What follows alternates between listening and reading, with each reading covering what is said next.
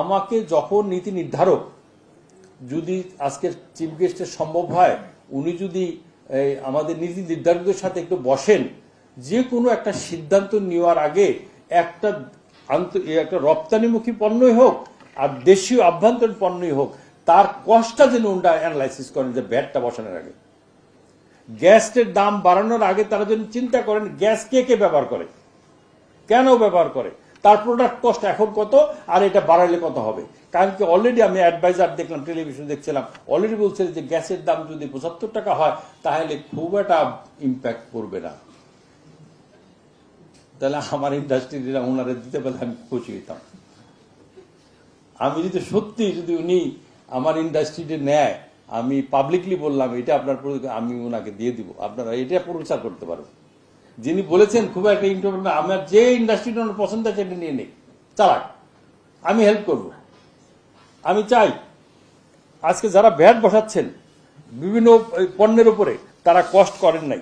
আজকে আমার বাংলাদেশ ব্যাংকের যে স্ট্যাটিস্টিক্স ৯ তারিখের স্ট্যাটিস্টিক্স, এই ৯ তারিখে যে দেখা যাচ্ছে ক্যাপিটাল মেশিনারি আমদানি হয়েছে negative compare to last year. Last year তো হয় নেই, তার চেয়েও ৩৬% কম ক্যাপিটাল মেশিনারি আসছে। বেসিক র মেটেরিয়াল ১২% কম আসতেছে। তার মানে এখন যা র মেটেরিয়াল আমার দরকার সেটি আমদানি আমি করতে পারছি না। আমার আমদানি কমেছে ১১%। আমার রপ্তানি export negative 5.9%। Export, total export negative. তা এই যে সমস্ত নেগেটিভের উপরে আপনি যখন এই সব জিনিস বাড়াচ্ছেন, তার কনসিকুয়েন্সটা আপনি চিন্তা করেন নাই। জনসংখ্যা বেকারত্বের ব্যাপারে কাসিম সাহেব বলে গেছে, আমি বলবো না। আমি একটা জিনিস আপনাদেরকে একটা কপি দেবো, বাকি কপিগুলো আপনারা ওয়েবসাইটেও পাবেন, এবং আমার কাছে একটা ওয়েবসাইটে আমি একটা কপি দেবো, একটা কপি করে নিতে পারবেন। আমার পার্শ্ববর্তী দেশ ভারত, সেখানে যদি বিনিয়োগ কেউ করেন তাহলে তারা কি পাবেন? এখানে 5টা দেশ আছে, 5টা স্টেট আছে। এটা আছে কর্ণাটকা, উড়িষ্যা, অন্ধ্রপ্রদেশ, বিহার, গুজরাট। এই জায়গায় যদি আপনি বিনিয়োগ করেন তাহলে কি পাবেন? 40% on plant on machinery up to maximum 50 crore। আপনি প্লান্ট মেশিনের উপরে ম্যাক্সিমাম 50 কোটি টাকা গভর্নমেন্ট আপনাকে এমনি দিয়ে দেবে। আচ্ছা, land and cost rebate subsidy on cost of land, যদি জমি কিনেন জমির উপরে 25% গভর্নমেন্ট সাবসিডি দিবে।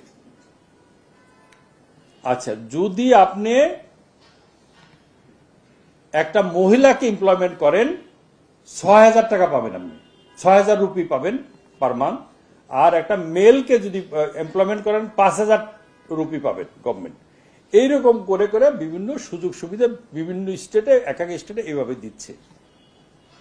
তাহলে এই জায়গায় আমি শুনেছি হুমরি খাইয়া ব্যবসায়ীরা ওখানে বিনিয়োগ করছে, কারণ এটা কন্টিনিউ করবে ফর 5 ইয়ার্স।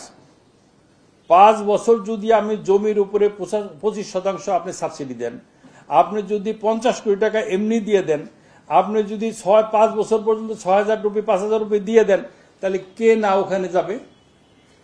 আর আমারা যদি বলেন তুমি গ্যাসের দাম ৭৫ টাকা করো, তোমার এই জায়গায় ভ্যাট বাড়াও, আর ওই যে আমাদের সরকারি লোক, উনি হয়তো বেসরকারি আমাদেরকে পরিচালক হয়েছে, উনি বললেন যে এক্সপোর্ট ইম্পোর্ট লাইসেন্স আদৌ দরকার আছে কিনা।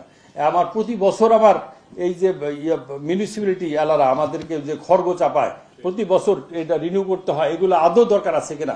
এই যে আমাদের উপর উল্টা, আমি একটা ব্যবসায়ী মানে আমি একজন অপরাধী, আমাকে কিভাবে চুষে চুষে খাবে প্রত্যেকটা লোক। ওই যে বললাম 40%, এই 40% তো আমার দিতে হয় সব জায়গায়। আমি তো কোথাও তো আমাকে বিনা পয়সা কেউ এসে বলে না যে এই কাজটা যে বাজার সেবের তাড়াতাড়ি টেবিলটা ছেড়ে দাও, এই লোকটা বলার লোক আছে আমার। তাহলে বিনিয়োগ কে করবে? এই যে যেটা দেখলেন আমি বললাম যতটুকু 36 নেগেটিভ, যতটুকু বিনিয়োগ হচ্ছে বিএমআরই হচ্ছে। নতুন কোন ইন্ডাস্ট্রি হচ্ছে আপনি নাম বলেন, কোন জায়গায় ইন্ডাস্ট্রি হচ্ছে? অথচ বাংলাদেশ একটা সম্ভাবনাময় দেশ। আমাকে ফ্রি করে দেন, আমাকে আমার মতো চলতে দেন। আমাকে যে কমিটমেন্ট আপনি করেছেন যে আমি 30 টাকা যদি গ্যাস দেই তাহলে আনইন্টারাপ্টেড, 30 টাকা যদি গ্যাসের দাম করি তাহলে আনইন্টারাপ্ট গ্যাস দিচ্ছেন, আপনি কথা রেখেছেন? সব সরকারের ক্যারেক্টার এক, আমি ইন্ডিভিজুয়ালি কাউকে বলছি না, সমস্ত সরকারের 40 বছর আমি যদি দেখে আসছি। তবে হ্যাঁ, এই যে আজকে যে গার্মেন্টস সেক্টররা যে উঠে আসছে, এর পিছনে সরকারের একটা সাংঘাতিক নজর ছিল, একটা সিম্পেথি ছিল। নেইবারিং কান্ট্রিতে কি হচ্ছে, বাংলাদেশে কি পলিসি হওয়া উচিত, এই পলিসিটা তারা কন্টিনিউয়াসলি মেনটেন করে আসছে, যার জন্য গার্মেন্টস সেক্টর গ্রো করেছে, অন্য সেক্টরগুলো গ্রো করতে পারে নাই। পাট শিল্প ধ্বংস হয়ে গেছে কেন? পাট শিল্পের কোনো রিসার্চ নাই, অথচ আমার পাট নিয়ে পার্শ্ববর্তী দেশ ভারত ওইটাকে ভ্যালু অ্যাড করে রপ্তানি করছে। পাকিস্তান এর উপর ভ্যালু অ্যাড করে, আমি ভ্যালু অ্যাড করতে পারছি না কেন? চামড়া শিল্প কেন গ্রো করছে না? কেন চিংড়ি শিল্প আজকে আমার এই মাছ রপ্তানি বন্ধ হয়ে গেল? আমার আজকে পাদুকা শিল্প কেন গ্রো করছে না? আজকে শুধুমাত্র একটা পণ্যের উপরে নির্ভর করলে হবে না। আজকে আমার বটলনেক কোথায়, সেখানে তো এগিয়ে আসতে হবে। সেই এগিয়ে আসার জন্য যদি আমরা বোর্ড অফ ইনভেস্টমেন্ট করেছিলাম কি কারণে? অন স্টপ সার্ভিস, যে মানুষ এখানে রেজিস্ট্রেশন করলে সে নিশ্চয়তা দিবে আমার গ্যাস, বিদ্যুৎ, জমি সহ সমস্ত অবকাঠামোর কথা আমাকে দিবে। আমি নিজে মিরের সহায়তে 100 বিঘা জমি কিনে রাখছি, ওখানে ভাই আমি 36 কোটি টাকা জমা দিছি 100 বিঘার জন্য, প্রতি মাসে 36 লক্ষ 40 লক্ষ টাকা আমি ইন্টারেস্ট দিয়ে যাচ্ছি।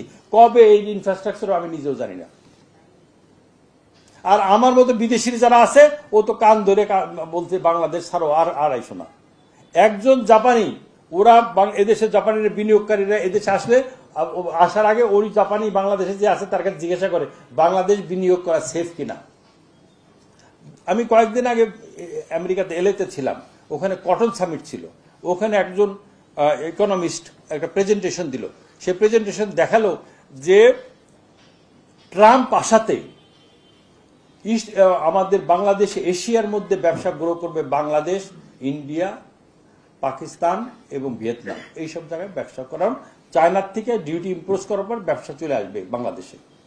আসা শুরু হয়েছিল, কিন্তু এই যে আনরেস্টটা তৈরি হইলো, ল অ্যান্ড অর্ডার সিস্টেম প্রতিদিন যেটা রাস্তাঘাটে হচ্ছে, এইটা যদি কন্ট্রোল করা না যায়, এই সম্ভাবনা কিন্তু আমরা কাজে লাগাতে পারবো না। কোথায় চলে যাবে? এই যে আমাদের এই বন্ধুদের কাছে চলে যাবে। বন্ধুরা জানে কখন কোন পলিসি নিতে হবে, এই জন্য পলিসি মেটার। আমার বিওআইয়ের চেয়ারম্যান সাহেব এসছেন, আমি আপনাদেরকে অভিনন্দন জানাই। আমাদেরকে হতাশ হলে চলবে না, প্রচুর সম্ভাবনার দেশ, বিশেষ করে এগ্রিকালচার প্রোডাক্ট। এগ্রিকালচারের প্রচুর প্রোডাক্ট আছে যেগুলি কিন্তু আমরা রপ্তানি করে বৈদেশিক মুদ্রা অর্জন করতে পারি।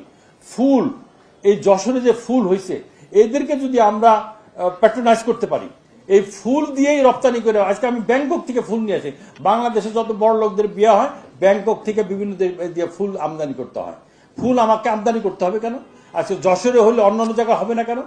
আজকে আনারস দিয়ে আমি কেন ব্যাংকক থেকে আনারস প্রোডাক্ট আমি কিনে নিয়ে আসবো, ফিনিশ প্রোডাক্ট আমি কেন রপ্তানি করতে পারি না? আমি কেন ম্যাঙ্গো প্রোডাক্ট রপ্তানি করতে পারি না? প্রচুর সম্ভাবনা আছে কিন্তু আমার দেশটা, যদি আমার ওই ধরনের একজন অনেস্ট শাসক নাম্বার 1 যদি নির্বাচিত করতে পারি।